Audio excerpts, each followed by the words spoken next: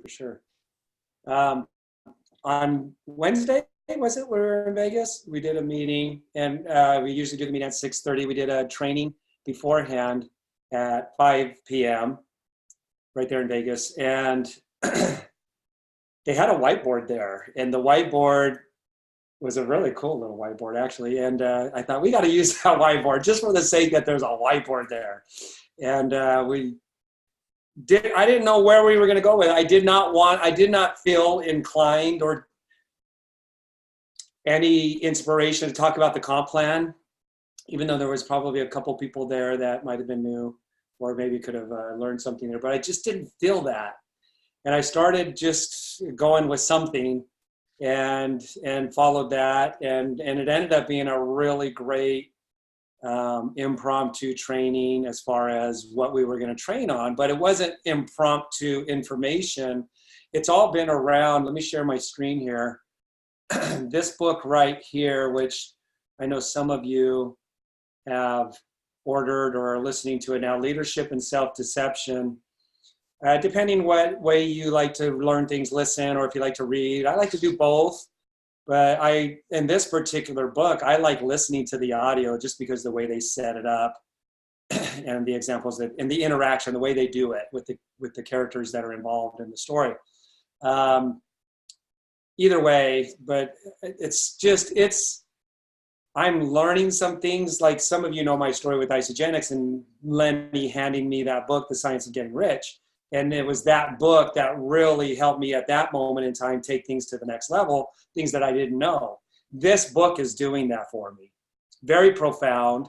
I don't know how you could read this particular book or listen to it and not profoundly be changed. And it's been in the top selling books for years. I think this one came out in 2007 or 2003, 2008, something like that.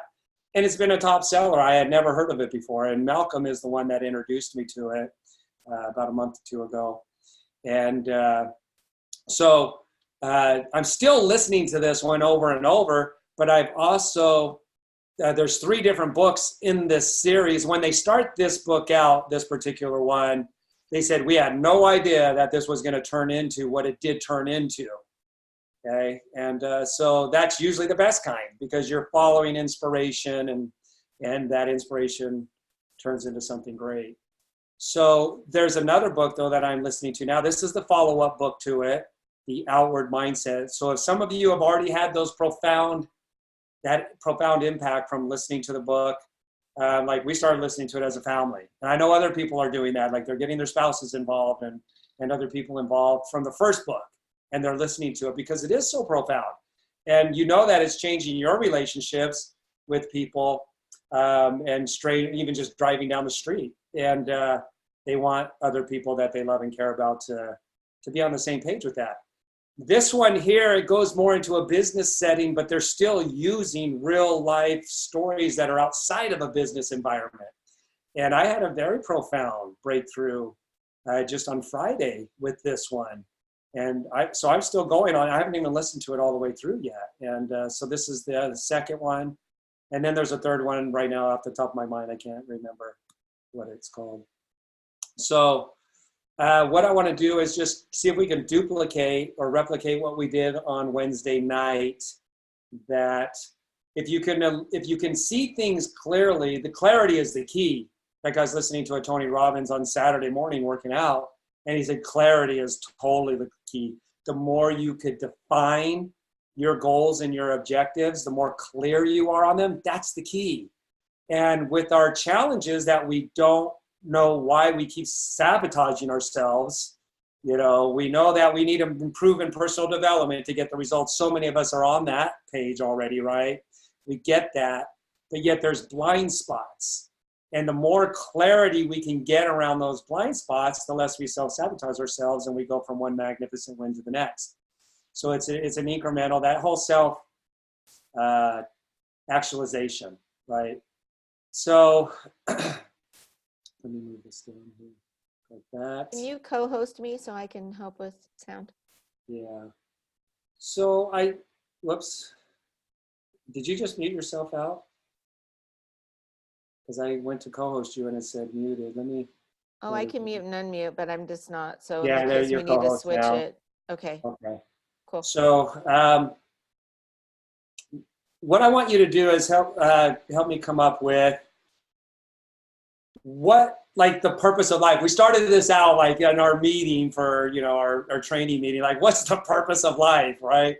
Sounds like a philosophical, maybe even a faith-based or religious type of question, but really, I mean, what is the purpose of your life? I mean, what are you wanting to accomplish? Not in the way of goals, but just what's the overall reason for even setting goals? What are you here? What's the experiences that you want to have and that you want to create for yourself in your life? And so we put on the left side, so what we're going to do here is we're going to come up with what you guys come up with. So, you know, unmute yourself and throw out some things. It's just going to be one word, a one-word representation of what you're looking for in life and the things that really make it a quality life, a life worth living, a life that's worthy of you, right? And so just, I'll throw one on this left side. We'll just say a life of fulfillment. Okay, what are some other things like that? Like, what are some other things that you could either type in or unmute yourself and give me some one-word examples? Impact. Impact. Okay, so impact.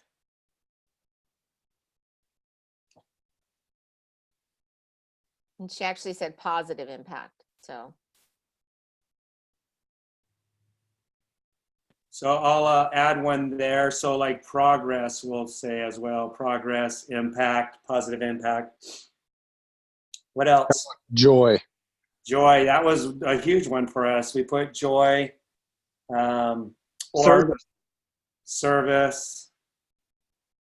And along with joy, like enjoying, I think that adds a different connotation to it, but it's on the same wavelengths. Joy, enjoy. Service, awesome one. Oh, I want to get on. What's that? You can't hear me. Oh, generosity. Generosity. You guys have to excuse my spelling if I don't spell it right. progress. Generosity. Freedom. Satisfaction. Satisfaction. Balance. Balance. Couple more. Stability. Progress. Stability. How about harmony? Abundance. Harmony. I was hoping somebody would say abundance because that was one that we had, and I was going to bring it. Abundance. Somebody didn't. Abundance. What was that one that just said? That was me. Abundance. Yeah, abundance. I like that one. Progress. Progress. We have it. That's the third one down. We do. Oh, you're right. I forgot. I did that last time too. I would actually put balance and harmony sort of as the same. To me, that they kind of fall in the same space. Okay. Balance, harmony. So those two right Yeah. there, just on the same line.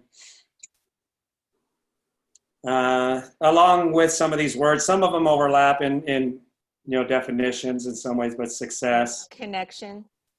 connection. How about legacy or something for my posterity? Let's see if we had any others that we didn't. Purpose. Purpose. How about peace was one that we had in the group setting. Congruence. That's a good word.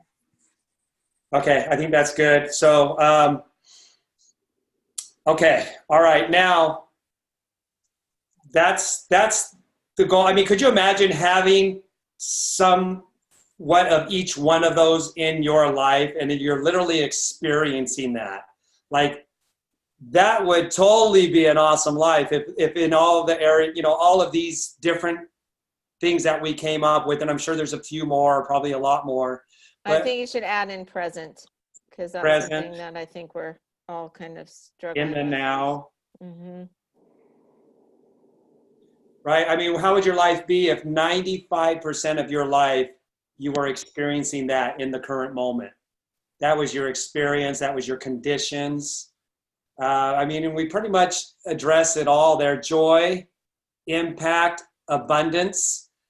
You know, there's that, you know, with the, I'm so grateful now that I have the unrestricted free use of time, money, and resources, plus an abundance of all kinds of other stuff. Love, I mean, obviously love, you know, that we need to write it on there, but that goes without saying.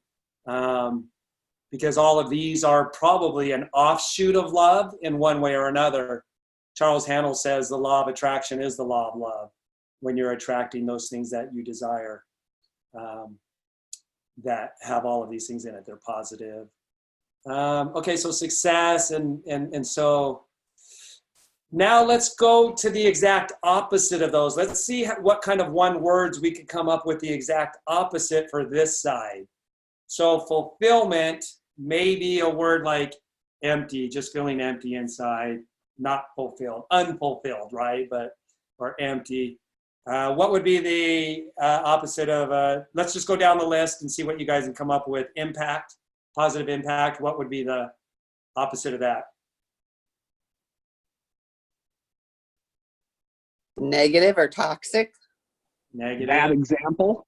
Bad example. Non-influential. Conformity. Good. Conformity. What about greed? Greedy. Okay, so let's go just with, try to get one on each one. So we don't need like 5 for each one, but I like all of those. All of those are excellent. Progress. What would be the opposite of progress? Reactionary. Reacting. Immobile? What's that? Immobile?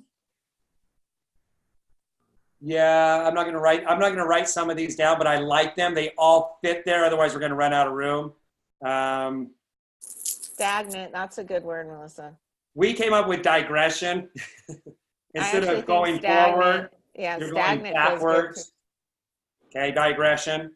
What about joy and enjoy? Sadness and depression. Sad, Disappointment.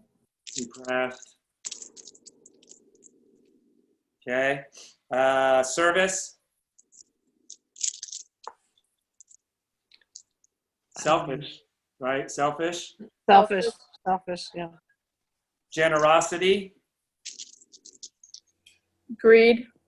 That's what I was thinking too. Greed. Freedom. Prison. Right. Prison or restriction. Restrict. And you guys could type these in the chat box too. Satisfaction. Dissatisfaction. Dissatisfied.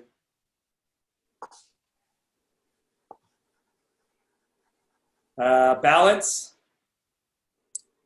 Off balance. That's off balance would be good. What would be another one? I'm thinking of one. I just want to see if anybody else comes up with the same one I'm thinking. Low vibrational. What about chaos? Would chaos be Mm-hmm. Yeah. Chaos is the good. balance? Mm-hmm. CHAOS. Stability. Thank you. Uncertainty. Uncertainty. That sounded like Harry. Headache. it was. How about abundance? I'm just going to pick a few more of these. Lack. Poverty. Lack, Lack. poverty. Okay. Success. Failure. Failure. Connection. Loneliness. Isolation.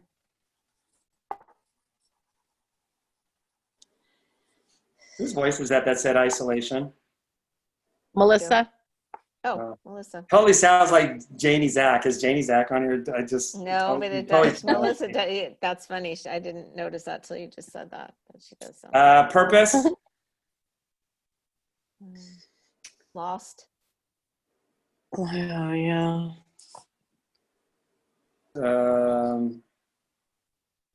Unclear. What we could come up with for besides unclear?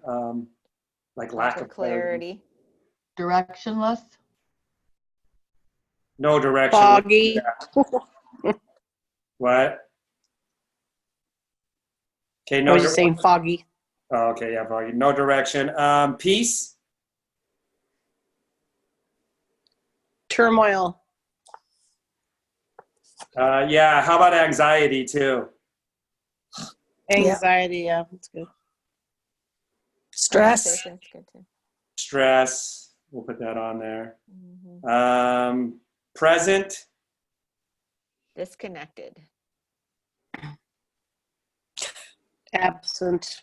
Absent. If you're not present, you're absent. Yeah. Yeah, right. Distracted. And then love. Hate.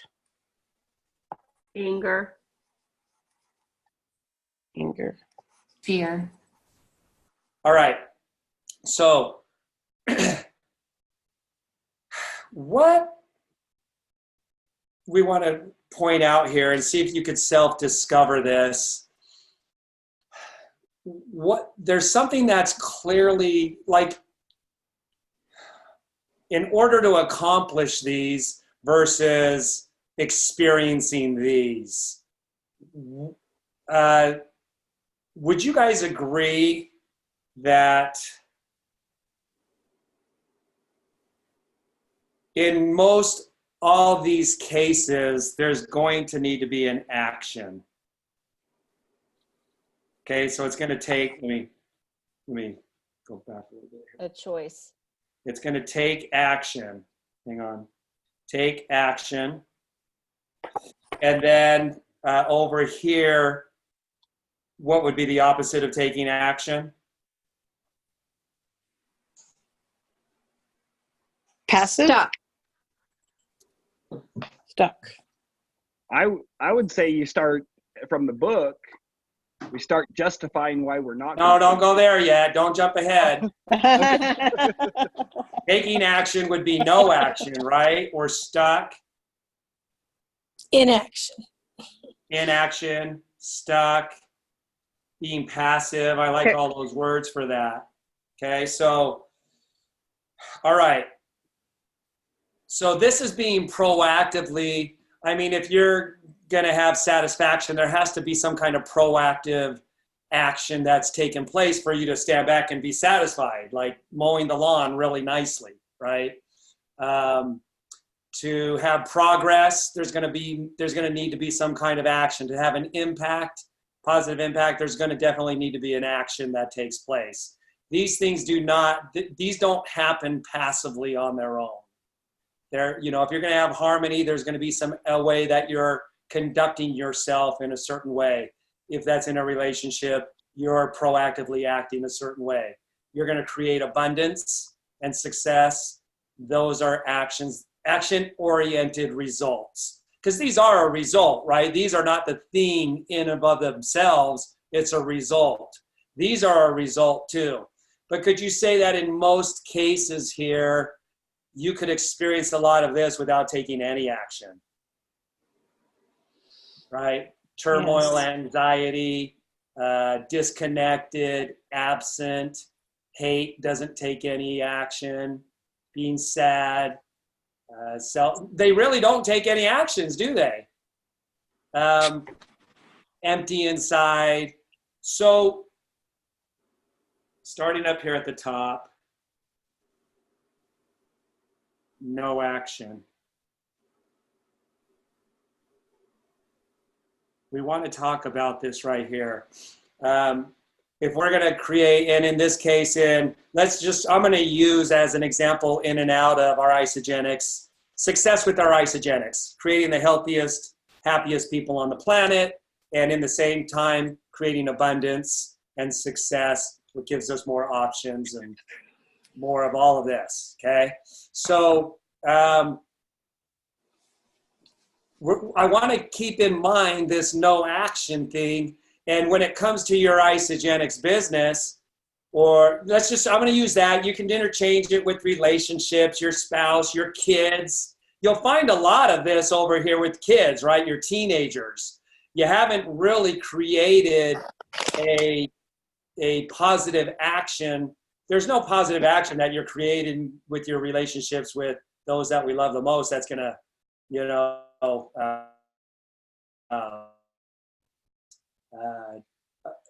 a positive action is not going to create these things over here. So there's something that's happening in the relationship that we're unknowingly having have happen over and over again. I've had 5 kids, and every one of these feelings have happened with all 5 kids. And I tried, you know, different, like doing things a different way, but yet still some of these feelings are, you know, is a piece of the pie in my relationships. Even with my spouse, there's some sense of these things that are still in there, even though I'm not proactively creating an action that would create these. If I identify the action that was creating these, I just wouldn't do that action anymore. Because who wants to have these feelings? Nobody wants to have these feelings. Make sense? But these have to happen in order for you to be able to experience this. But it's identifying the actions or the no actions. It's always an action or a lack of action in a positive way. If we were doing the positive actions to do this, then we would have less of this in our relationships, in our business, right? So we want to be able to identify something that we're not identifying if we still have these in our experience. Make sense? Can anybody say, nod your head or whatever, do you feel any of these with your Isagenix business? All right, so then we can say then, whether it's ignorantly or not ignorantly, that each one of these, yeah, I can do that better, is a choice. Can we come to an agreement on that? That each one of those and the way we feel is a choice? Okay, but we might ask ourselves, well, I don't want to feel that, but I'm still feeling it. So how is that my choice? Well, I guess it's not your choice if you're ignorant to what's happening. And this is huge. This is such a profound thing about that book. You know, and when I share a book like the way I've been sharing that book, I feel like, wow, everybody should be reading it, because I feel like I'm sharing it like in a pretty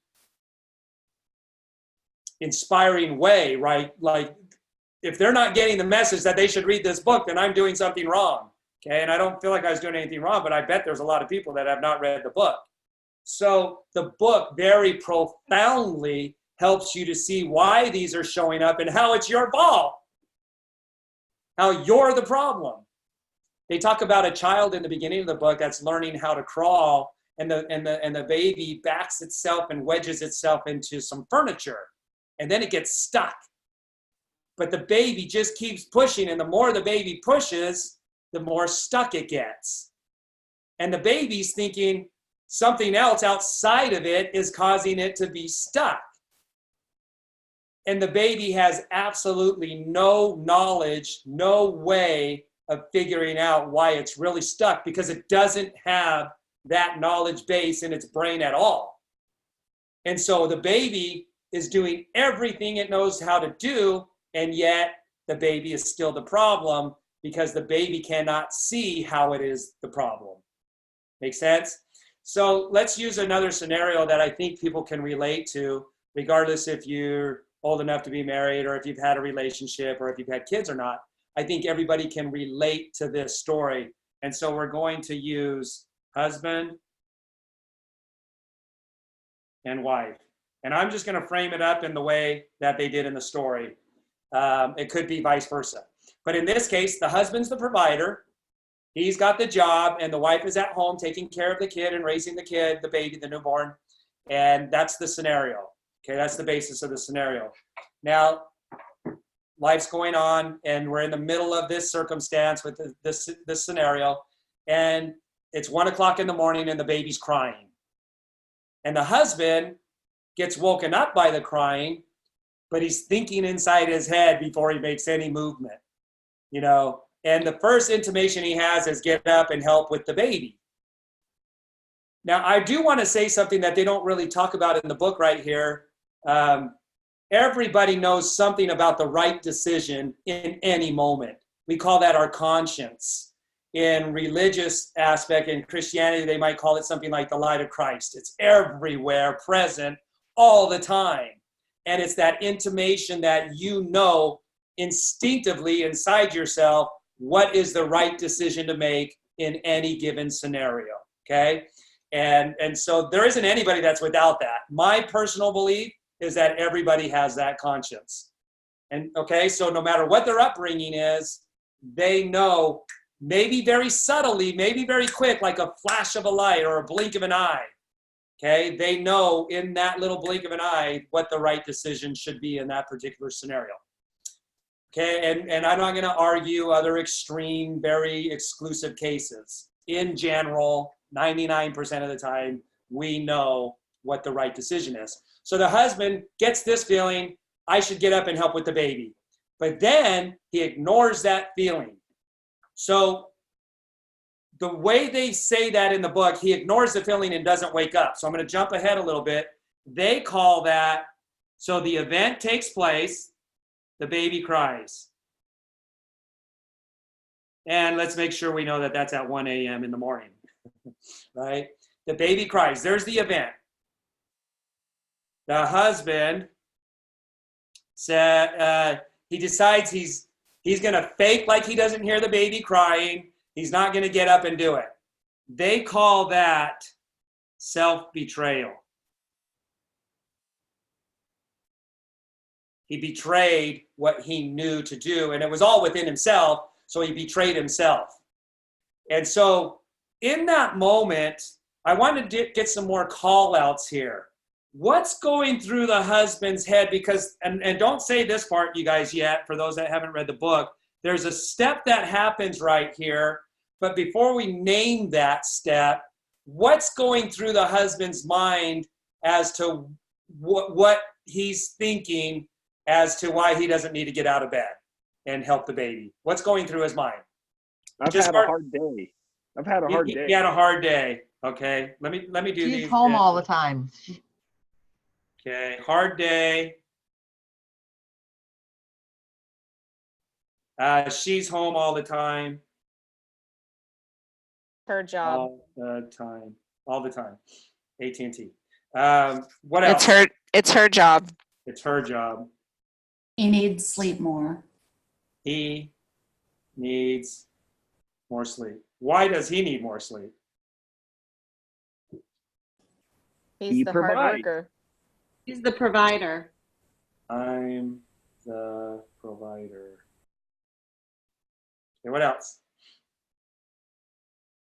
She's home all day. We got that. She's home all the time. She doesn't And do what else? anything else. She doesn't do anything else. It's easy. We'll just put, she's got it easy. She can sit on the couch and eat bonbons and watch soap operas and be talking to her friend on the phone all day, right? She's got it easy. What's he also thinking about her and her perspective towards him? She probably thinks let's see.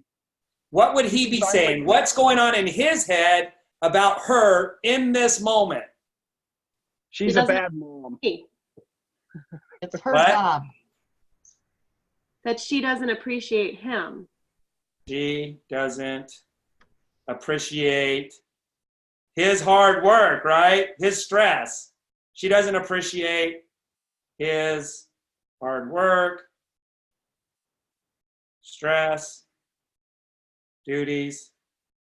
Okay, what else? Anything else we can put there?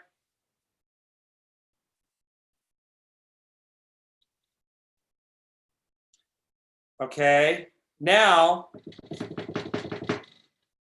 he doesn't get out of bed. So this is a principle. I want you to try to understand this and internalize and self-discover this. This is a principle that must happen when you betray. When you self-betray, that means you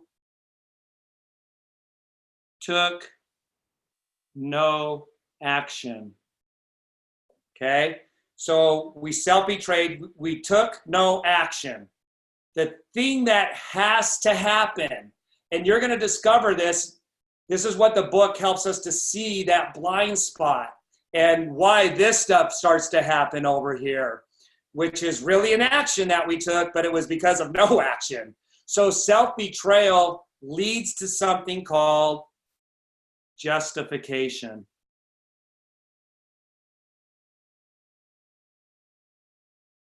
You have to justify. You have to start justifying in your own mind why you didn't take the action. There's no way around it. You have to start justifying it.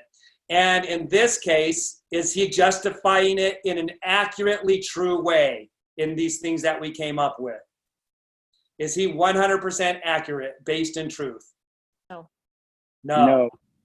He's coming up with justifications that are basically exaggerated and in some cases fictional. But he's got to do that. Why does he got to do that? To try to avoid this stuff over here. But what's it actually doing? It's creating this stuff over here. All right, so the justification is going to be filled with lies, exaggerations. Okay, The lies and exaggerations. justification is the tool to feel better about yourself when you took no action. Yeah. Attempt. It's an attempt to feel better. But does he really feel better from justifying? Do any of us feel better because we self-betrayed? Never. I like Because when if self-betrayal leads to the justification, could you have a positive out of a negative action? You can't have a positive out of a negative action. So, does it really make him feel better? Only in his mind for that moment, right? And it's going to lead to more of this stuff, because what happens to his wife now? Now that she's knowing he's not getting out of bed, because she's probably laying there too and just thinking something, and she's not getting up either. She's waiting for the husband to get up. What's going through her mind now? I never get a break, or he never gives me a break, or I never get a break. Not appreciated. Not appreciated. Doesn't value. Doesn't value me. he's being unfair. Unfair. He doesn't care. Doesn't care. We could even take that further. Doesn't what? care about Doesn't love me. Actions speak louder than words, don't they? Yep. I mean, it could be doesn't care about the child. There's a whole lot of doesn't care that could fit in there. Yep. What is she thinking about him in his day? Just like he was thinking about her in her day. She's got it easy. What's she thinking about his day? He gets to I go like to when it lunch talks with about- friends. And yeah, he gets a break. He gets to go have a break, and I don't. Gets to socialize with adults, gets to have a break, and I don't. Gets to get out of the house. Gets out of the house.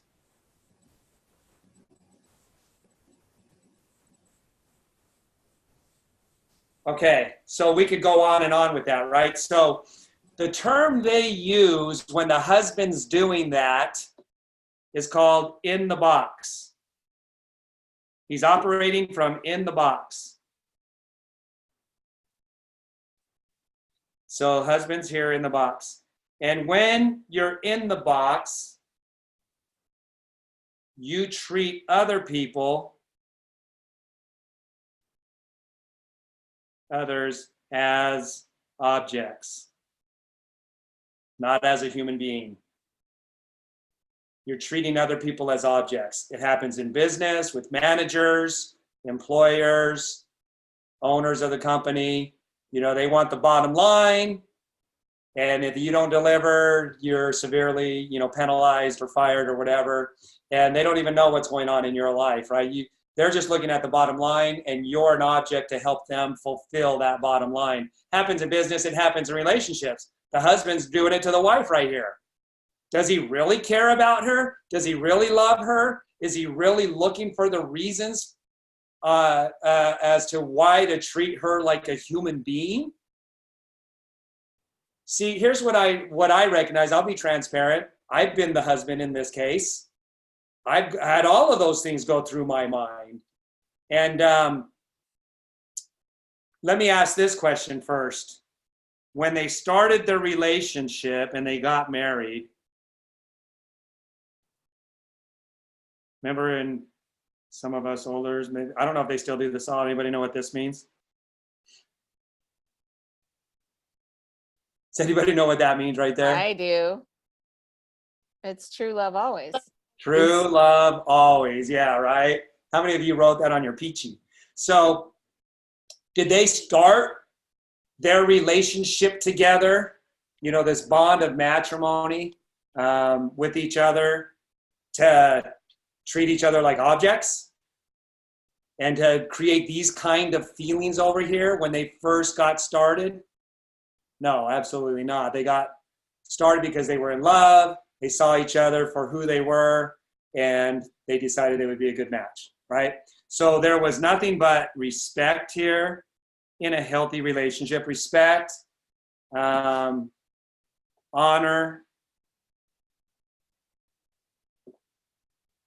courtesy. All right, that's how the relationship was started.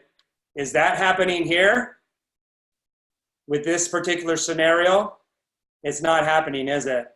So now that he's in the box, when you're in the box and you're treating somebody else in the box, if they don't know why they're having these feelings, if they don't know about self-betrayal and justification, where's that going to cause the wife to operate from? In the box. In the box. And you just do it to each other. Yep. That's called what? It's an agreement. I like how they Collusion. frame it up. They say, Collusion. yeah, it's called collusion. How do you spell collusion? COLLUSION. So it's almost as if it's written out and we made an agreement. I'm going to treat you like this and then you treat me like that back. Even though nobody's ever thought that and nobody's ever written it. It's just what happens when you're in the box and other people are ignorant. They're going to operate from in the box as well. You'll see in a lot of cases, somebody becomes submissive and maybe they don't react outwardly, but they're still colluding with that person because what's going on in their head, right? Even though they may not show that. They call that what? The dominant one or the alpha, right?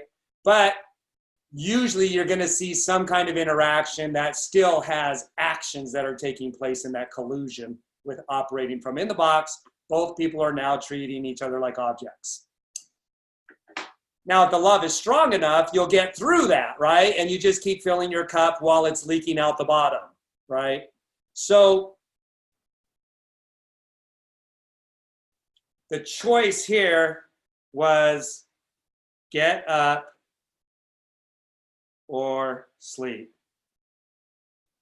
And we can clearly see where the feelings, which side are they going to experience? We all agree that this is what life should be made up of, right? But we can all agree the fact that he chose to sleep is going to lead over here. And if he does it enough, it will start to become a habitual pattern and habit. And the habitual pattern and habit of the actions or inactions that he's taking are going to become a habitual and patterned habit on the mental side. Now she doesn't appreciate him in other scenarios. Now she's not honoring him. Now she's not, giving him the praise and sacrifices that she should be giving to him. And this story can be made up even bigger and bigger and totally affect every area of the relationship. When it gets to that level, then bye-bye to the relationship. It ends up in, separation. So nobody wants this, yet it's created again and again and again in our Isagenix businesses and in our relationships. And it could have been avoided from the self-betrayal right here. If the self-betrayal would have never happened, you wouldn't be in the box because you would be treating somebody. So here we go. Let's do this. We have the event. Every event has a left road and a right road. Every event does, on a minimal, very subtle level, or on a very impactful level. Every event has this left or right. And we'll take the left road that leads to this side and the right road that leads to this side. Notice that no action was taken here. There was no action that happened. He didn't get up. It was all on a mental level, and look at what it caused to have happen. Is this going to show up in the physical world? In the way they treat each other? The way they perform? The circumstances and scenarios of their lives on a day-to-day routine? You bet it will. So it was they call it, this would be called a sin of omission. A sin of omission means you didn't do something that you should be doing. It's still breaking a law. You should have done something that you knew your conscience says, hey, you should take this action. No action could still be a sin. And anytime you break a law, whether it's not performing the action you know to take, or it's taking an action that you know you shouldn't have taken, you stole something, it still leads over here. Sins of omission and sins of commission. This was a sin of omission. Didn't take the action. Now, had he taken the action and got up, a whole different scenario would have played out. You domino effect that and how that plays out. Now, we could see that pretty clearly if you're really internalizing this right now on how that would continue to foster the respect, honesty, and courtesy and grow the love, because he's showing her that he loves her in a very difficult scenario. They're both tired. But what I realized, my wife was working way harder than I was being at home with the kids. She never got a break, not even in the bathroom. Those kids figure out how to find you in the bathroom, right? And there's no sitting around, eating bonbons on the couch. Those kids demand 24/7. And when they're asleep, they're catching up on things that were essential things that they had to do in order to keep the house from going into chaos, that they couldn't do while the kid was pulling on their leg, right? And demanding attention. And that the more kids we had, the more my wife didn't have any conversations with adults and no breaks, right? So I realized my wife was working way harder than me. You know the tears that brought to my eyes when I realized my self-betrayal, and there was no chance for me to go back and make recompense for that because all of our kids are raised. I just had to openly tell and share with her my thoughts.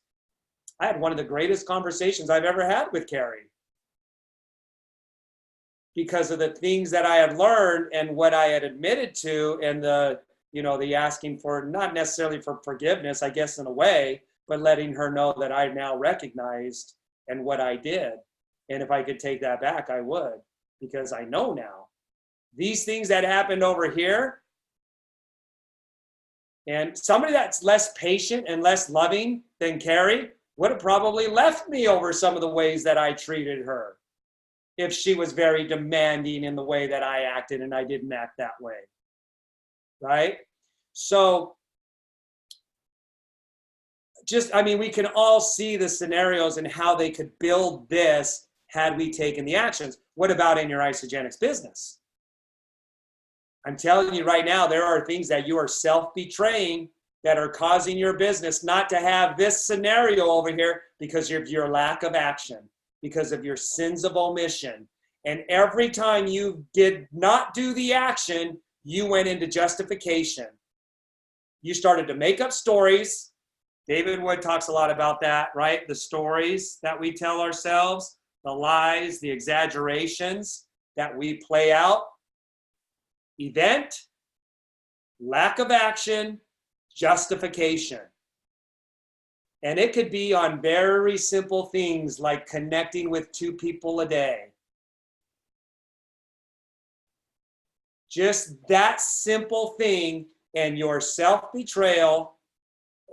Maybe you are connecting with some people every day. And what if it's not 2 people every day, but you're hitting 2 people a day more times than not? Do you think those actions would lead to a different scenario than what you're leading to right now through no action, where more days, dramatically more days, there's no connections than there are connections?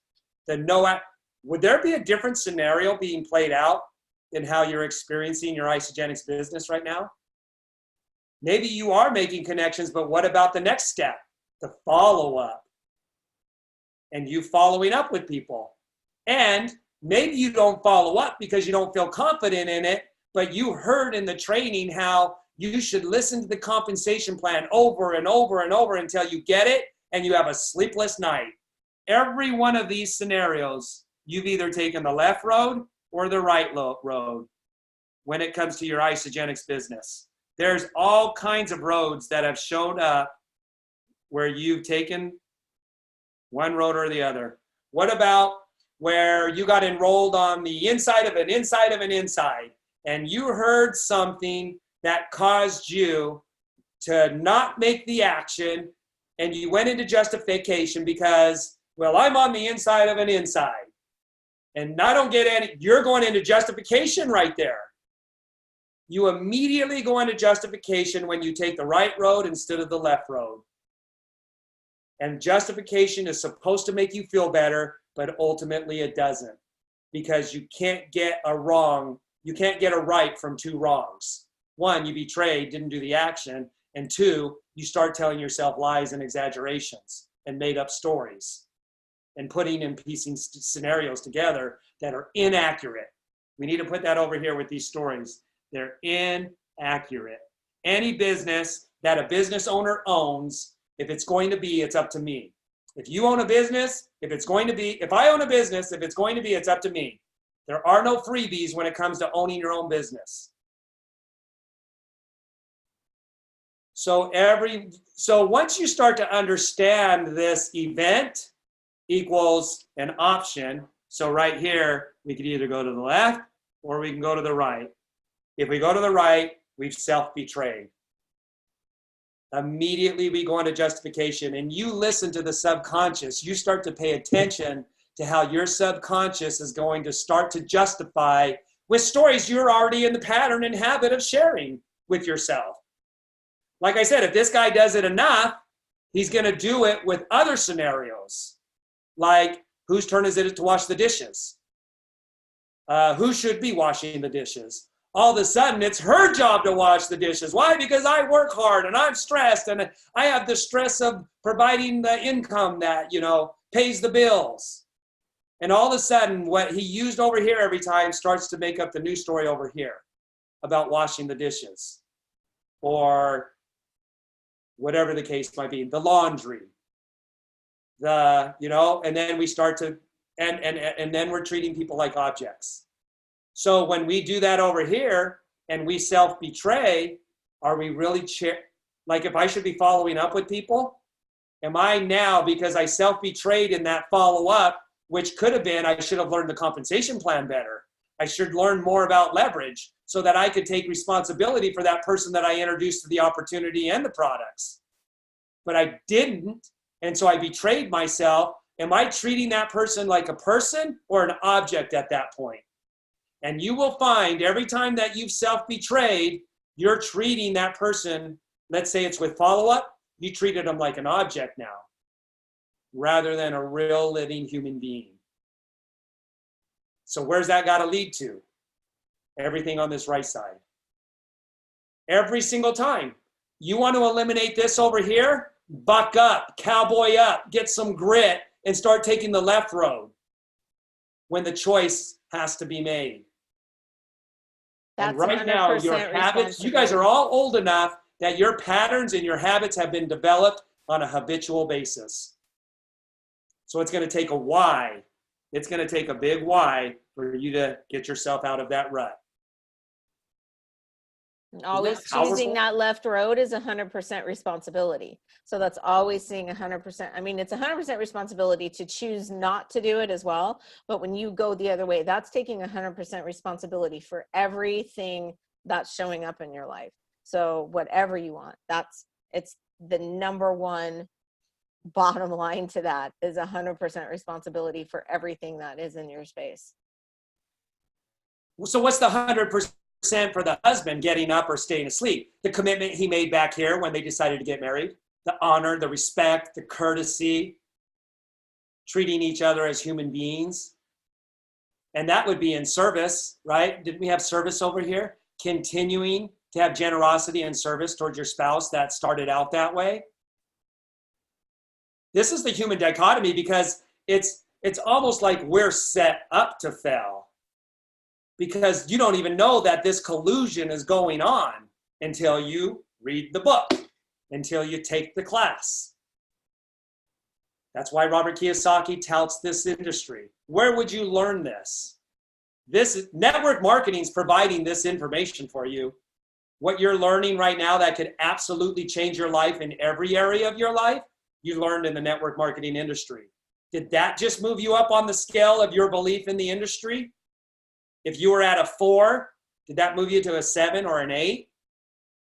Because you wouldn't have learned that anywhere else. You're learning it right here because of the network marketing industry. All right, so let's go ahead. I was just going to look for some scenarios if somebody like had a scenario in their brain of, something that's going on in their business and that so we could correlate it back to Yeah, this. well, let's use the example of what somebody in that room shared with us. They get up at They set the alarm for 4:30 every morning. And they have to be to work by 6. And they're hitting the snooze 3 times. When they hit that snooze 3 times, they're behind, they're rushed, they don't get to their personal development. They don't get to it. And they try to, like they're in catch-up mode now. All right, so we can see, here's the event. They made the decision 4:30 a.m. And by doing that, they could do their personal development, get it in every morning. They're not rushed. They have a sense of control over their morning and how they're setting themselves up for the rest of the day. That's why they set their alarm for 4:30 in the first place. So when they hit the snooze, they self-betrayed right there, right? The snooze. They didn't get up at 4:30, which would be enough time for them to do the things that they wanted to do to set up their day properly. So they took, in this case, it was a negative action. There was a physical action. They reached over and slammed that snooze button. How many of us are familiar with that, right? So what would happen, though, if they took this route? They would get their personal development in. Check. Actually, let's use it. Oh, I don't have my green marker. So check.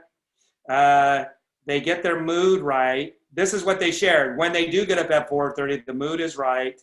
Sets the day. Right. Not rushed. Okay. So 100% responsibility, like Jojo was saying. We can see how the scenarios are going to play out. The biggest one I would say is just getting your mood set right every morning because you're plugging into something that sets your day off right. That would all lead to, that would lead to these things on this left side, right? Wouldn't that set you up to experience more of these every day? But instead, because they self-betrayed and felt like in the moment, I got that extra 30 minutes of sleep or whatever, they're feeling like in the moment that was the better, But now knowing this, you could see how that self-betrayal leads to more of this in their life. There's no arguing it. It's so contrasted through understanding it this way, that if we could recognize where we're betraying ourselves through the lack of taking the right action. That's all it is. So you're telling me I'm in 100% control of where my destiny goes? Absolutely. And it How wasn't could just you go those few wrong if you points. kept taking the right road? So, right, it wasn't just those few points of being able to fit in the things that they wanted to fit in, but then everything else fell in line in a better way. Their day at work was better. They were more high vibrational. They weren't so exhausted at night when they got home. There was no justification because of the thought process of, well, I deserve the extra 30 minutes because I worked so hard, and they were able to get in the steps to help to move their business forward with 2 touches at least. So those things that weren't happening because of that 30 minutes of snooze completely changed everything. It wasn't just that 30 minutes in the morning, it was the entire rest of the day that changed. And that's through the compound effect.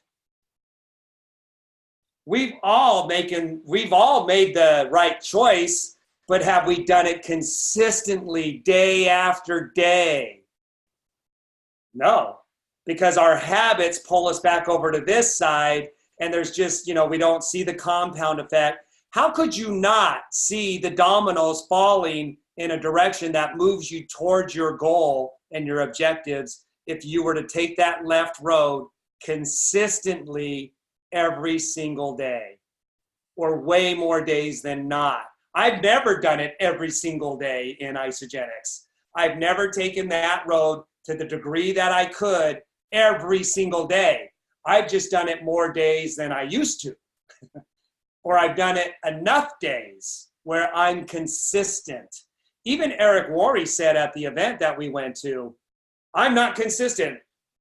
I could only imagine how much good I could create in this world if I was consistent. But he's consistent enough, you guys. He can see how he can do better. You can always do better than where you're currently at. I could do better than where I'm currently at with going down that left road with my actions. But I'm doing the actions enough that I'm able to be continually move towards my objectives. If I did them more, like Eric, could you imagine what I could accomplish? What we could accomplish? How could you not move towards your objective? And this is such a clear model right here to see how all of that would work out, and all of it is a choice. Is your why big enough to get you to overcome the temptation to do a sinnable mission, not take the action?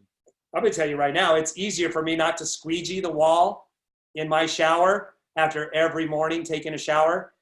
That temptation to not squeegee my wall that I've been squeegeeing for over 10 years is still a temptation for me not to do it, to commit a sin of omission every day.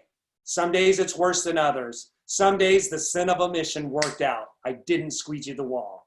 And I justified myself as to why I didn't squeegee the wall.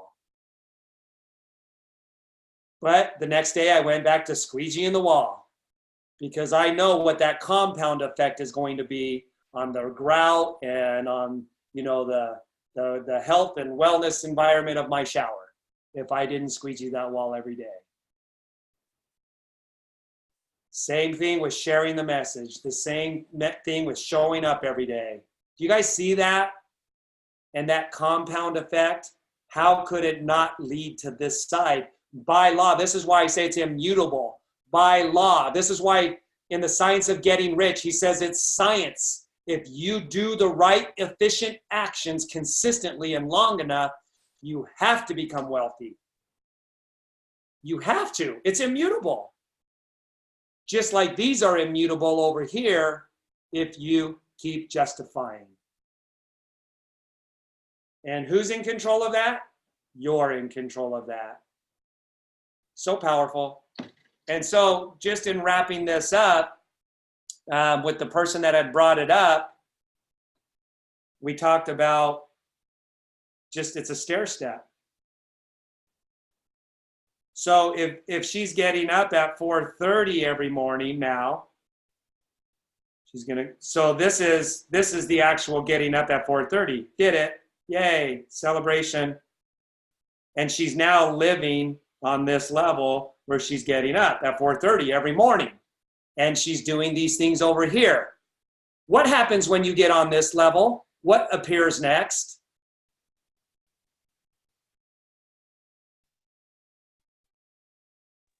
The next step. The next step appears.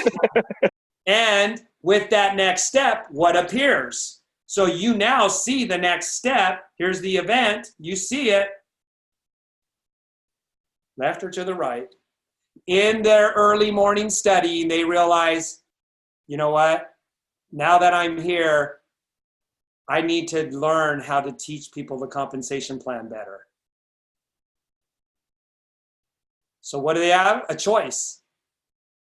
Either justify why they're not going to learn the compensation plan better, or start learning the compensation plan better. What's going to happen when they start discovering those principles and they internalize them and they have their own ahas? Ahas automatically make you want to share with other people. So if you take the left step, take 100% responsibility, you go to the next magnificent win. You have to, by law. That ensures that you end up here if you do it consistently. What happens next? The next step shows up, and you're going to have another left or right choice to make. I've watched this happen so clearly in my own journey and watching other people and where they take the right road instead of the left road. It is so clear in network marketing and them setting their goals and whether they accomplish them or they don't accomplish them. Because I know these principles so well, I can see where I can now say, I can see where they're taking the left road and self-betrayed. I have a way to name it now. Just like with telomeres, when I used to say on a pH scale, acidic and alkaline, before learning about telomeres, I used to say that an acidic body causes cancer. No, it doesn't. Acidic body shortens your telomeres faster, which is then going to cause you to lose DNA, which is then going to cause your cells to malfunction, which then will be labeled with a disease like cancer. I couldn't used to say that before being introduced to Bill Andrews. I would say an acidic body causes cancer. No, it doesn't. It shortens your telomeres faster, which leads to a malfunctioning cell. Do you see the step that I missed? And how I taught that? I can teach it much more powerfully now, and I can live it much more powerfully. Now you have a choice. Here's your big left or right. Just because you agree with this, so we're going to talk about self-betrayal. Just because you agree with me doesn't mean you took the left road. Wanting and agreeing something is so much different than being something and doing something. So you now, sorry, you showed up today. You're either going to create more dissonance in your life because now you know on a much more profound level, to whom much is given, much is expected. You keep betraying yourself down this, now that you've been on this Zoom, you're going to create more anxiety. You're going to create more justification. You may even create more hatred and despisement towards those who are having success if you continue to go down this road. Because you know on a higher level, you can't go back now. Now, I'm not sorry about that because that should cause you to go down this left road to get rid of all the dissonance and the lack and the anxiety and the lack of impact that you're having in your life. All of that can be done away with. That's heaven on earth. When we talk about that self-actualization on this chart right here, we're not talking about just with health. We're not just talking about with creating freedom through the financial freedom.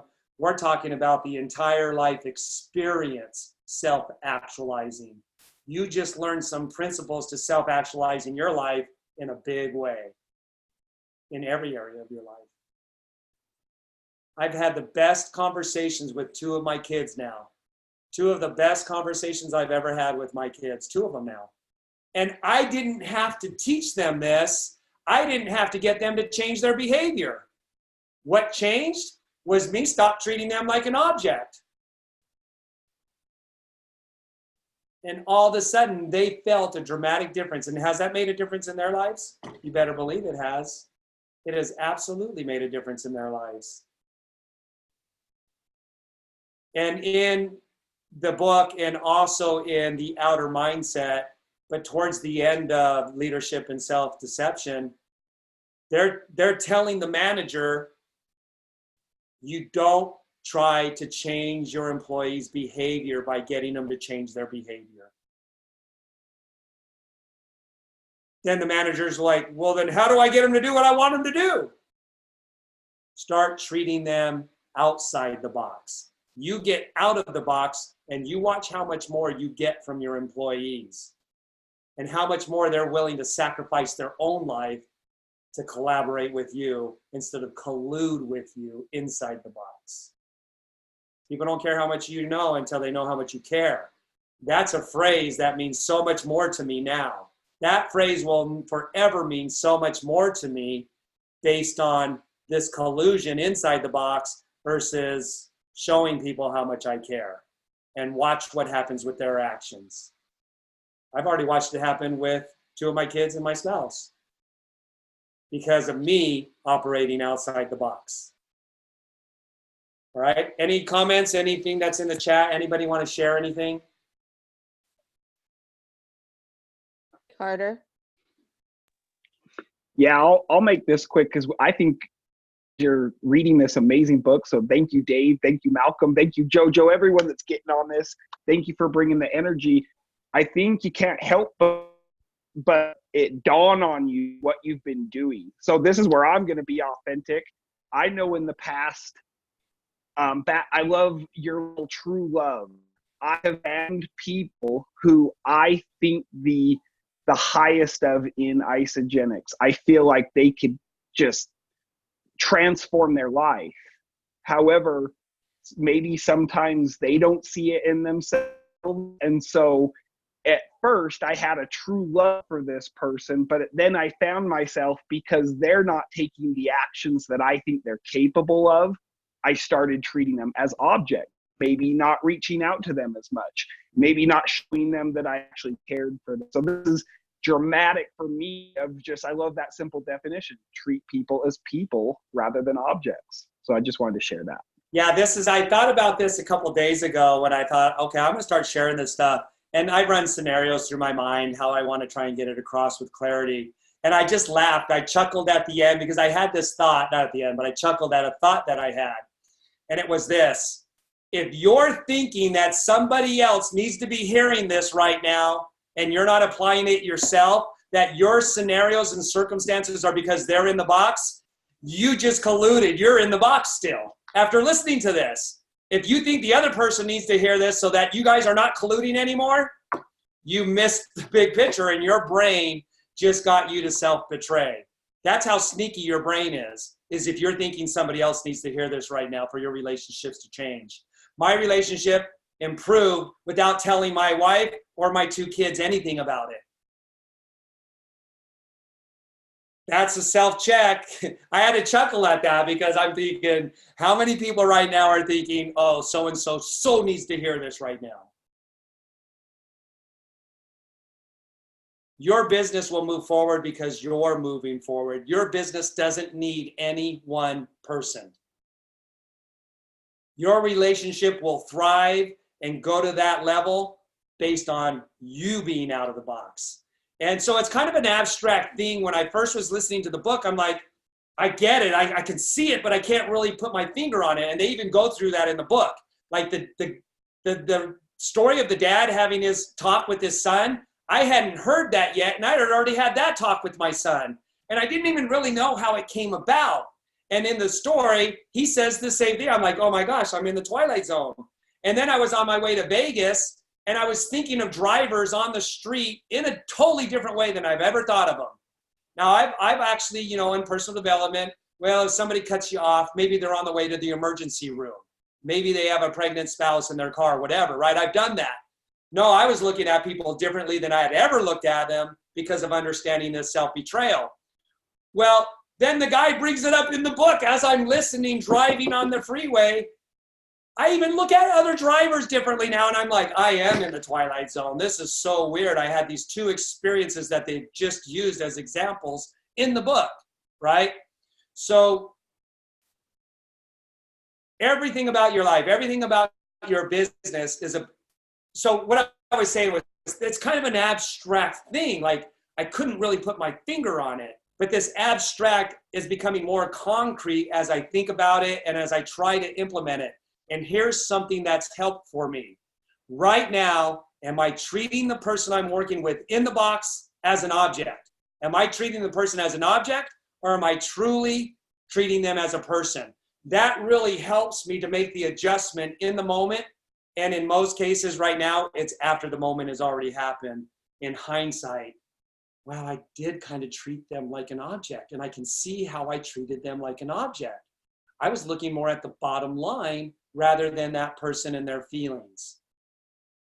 And so, but as I keep checking in with that, with hindsight, it moves closer and closer into being in the moment, which was one of those things we put on the left side, being in the moment with people.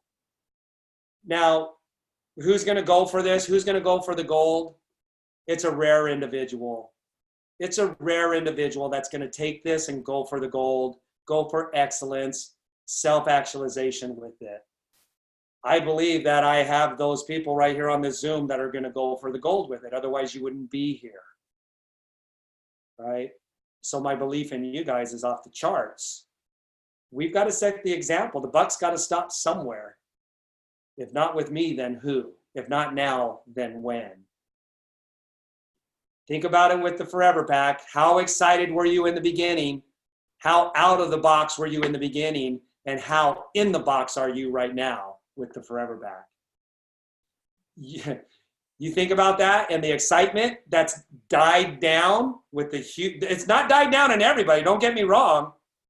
Australia's rocking it over there. We have people rocking it here. We did a rockin' Zoom with people rocking it over in Connecticut right before this one. But how many people are now in the box because they've self-betrayed with the Forever Pack? Now, I'm not judging anybody on that. I'm observing. How can I be better as a leader to help people make sure they don't go into the box? This won't be the first and last one of these that we do around this. All right. Anybody else want to add, share anything? So all of those conversations that we're having with ourselves, you know, like you said, I'm on the inside of it, inside, or maybe I just wasn't cut out for this, or everyone tells me no, or all of those things that we get into those thought processes, anytime we go to the right with those, they take over. So it's always recourse correcting to the left. And so we can, you know, anytime, because when we go there, then in some way, shape, or form, we're in blame of something. We're in blame of something outside of ourselves. And so that it's just a huge awareness. And, you know, I'm guilty as anyone else. So you know, I'm looking at the things that I'm doing and saying and thinking, and it's just like really over the last 4 days, it's been a pretty huge shift. It's profound, isn't it? And President Carter, you said it, you know, how can you not recognize when you're doing it now? That's empowerment. You know, well, and I've heard you say, I'm not going into the box with that. Like when you were first starting to read the book, you were going, I'm not going in the box with that. Like I totally could go in the box right now, but I'm not going in the box with that.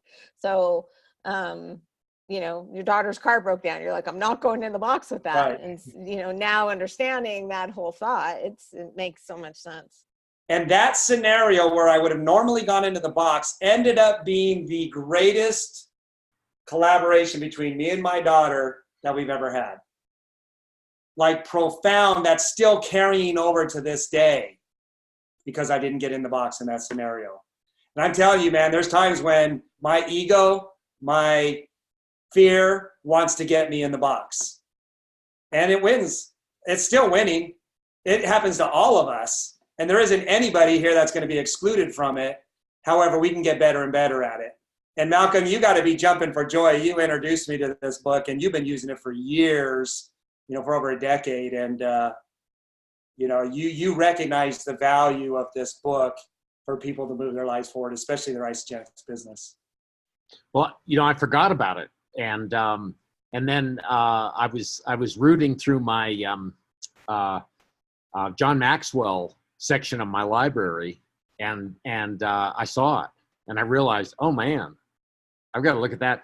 And then I started to think, well, wait a minute. When I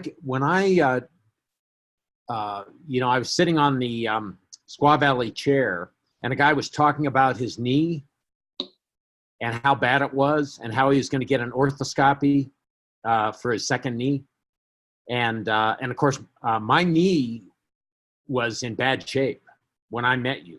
I was having trouble, and it went away in 4 months. So I'm sitting there thinking, okay, do I talk to this guy or not? You know, and of course, after rereading that book, I realized that if I don't talk to him, I'm betraying myself. He's a captive audience. He can't get off the chairlift. We're together for 4 minutes. So I asked him, you know, we're doing a talk on helping people with joint pain in Reno. He says, well, I'm from San Francisco, and I just sent him a video. He said, well, let me give you my text number, and you can send me a little bit of information. And but I could go into the box by saying, well, I'm skiing, I'm off today, right? Or I could say, well, guys aren't interested in nutrition, right? But instead, I threw out a little bit of bait, and he really was interested, because, you know, I said, you know, before I let a surgeon cut on me, I tried some nutritional solutions, and that made sense to him, you know. Yeah, so you took the 100% responsibility road. You didn't self-betray, and look at how the dominoes fell. Right. Where they may continue to fall, right? Yeah. So you guys, I just want to say this in closing, because I know we need to end here, but don't go start pulling your existing associates out of the box. Work on getting yourself out of the box, okay? And I want to frame that up 2 ways. Don't try to pull them out of the box. You can invite them to read the book. You can invite them to watch this recorded Zoom. But I want to also say this. You don't need any one person. You will, when you get right, you're going to start attracting the right people. And it may be that existing associate, but don't make that be your mission in life now, to pull that one associate out of the box. Just invite them, but move on.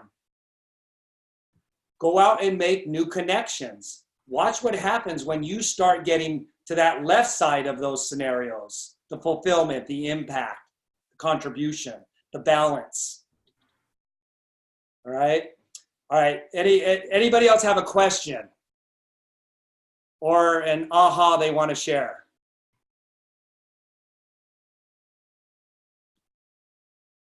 Anything in the chat box, Jojo, we need to bring up? I haven't had a chance to look at any of those. There was just some comments of people having some ahas of times that they have not reached out and, you know, made that connection when they got the nudge, and seeing the self-betrayal of not having the conversation. It doesn't make it easier. It just exposes what you've been doing to yourself. And what did they say? That's half the battle. The other half is now using your willpower to become consistent in a habit that you're not already consistent in. That's where The bottom line, Dave, is the guy talking about his knee problems is just like the baby crying. I know what I'm supposed to be doing, right? I hear knee problem. I had that problem. I know exactly what I'm supposed to be doing, right? Yeah. That's So- that's a huge connection right there. How many people caught that? Yeah, huge connection. Is the baby crying right now? That's what you Right. ask yourself in every scenario. That'll Right. help you be in the moment while it's happening.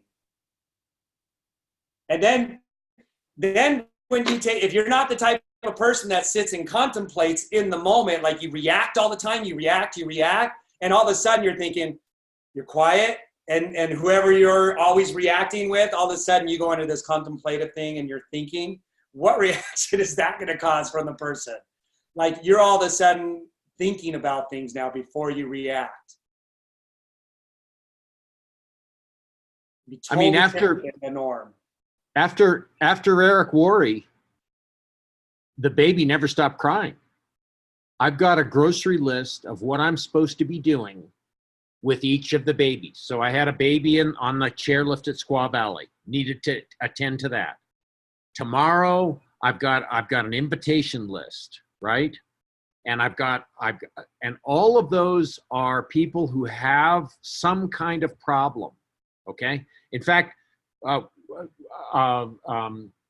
Mount Rose, I met an emergency room physician who had a knee brace on her leg. I see the knee brace and I start to ask her about it. And she starts saying, well, it's not so bad. I said, well, let me tell you about my knee, right? But that was a baby crying. Yeah. Okay. And the people that I've invited to our Thursday event to meet Carrie, those are all crying babies, right? They need a certain kind of attention. And what I have to do is, instead of seeing them as objects where, so-and-so's kind of a pain in the butt and has been saying no for 3 years. What if John and Kathy Rhodes had seen Cindy Towley as an object, instead of seeing her as somebody, as a human being who didn't understand what they were trying to tell her, but needed to be gently cared for years. Yep. Think about that. Okay? Totally different scenario would have played out. Right, Totally different scenario. And Cindy was the crying baby. She's got a sick kid, right? She's got a daughter that has profound digestive problems that we've been able to help, right? And then she's got a neck that was screwed up since she was 15 years old. Okay, so there's a baby that's crying about two things, right? And doesn't know what she doesn't know. Okay. Yep. And so they were loving and patient with Cindy by way of example, and that's the only reason that I'm talking to you today. They Just always because- treated people from outside the box. They were never, John and Kat, maybe they're in the box on some things, but man, for the most of their lives, they are outside the box. Amazing. Yeah. So for those of you that say, I don't know what to do, I'm paralyzed. Stop betraying yourself and listen to how many crying babies are out there. And trust me, you'll have more than enough to do if you stop betraying yourself to all the crying babies that you'll start to hear their voices, and then you'll have plenty to do. Because I know there's a lot of people that are going around doing nothing during the day with Isogenics business because they don't feel like they have anything to do. That's your pattern of self-betrayal. It's causing you to be paralyzed. Listen for the crying babies that are crying out to you. They'll start popping up all over the place, and you have more time than or you have more things to do than you do have time. There's a parallel universe, always. You can go to the left or to the right. Always there's a parallel universe. And they both have completely different scenarios. And you're in control of the end scenario. All right, you guys, thanks so much. This has been awesome. I I'm going to go through and read the comments. Thank but, you. Thank you, everybody, for showing up, and let's continue to Thank you, extend the Dave. Thank you, invitation. Jojo. You Thank you. guys. Thank you, Dave. Thank you, Jojo. This was Thank you. awesome.